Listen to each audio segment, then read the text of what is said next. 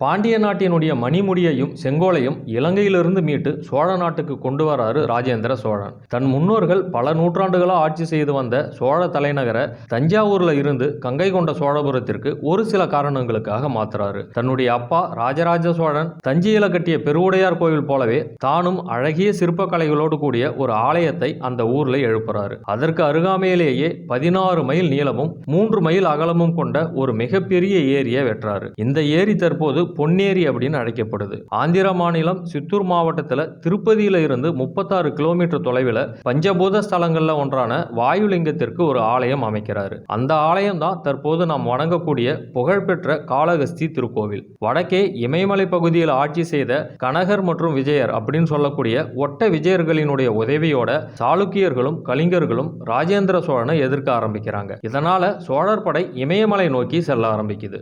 அதன் பிறகு என்ன நடந்தது அதை அடுத்த காணொளியில் பார்க்கலாம்.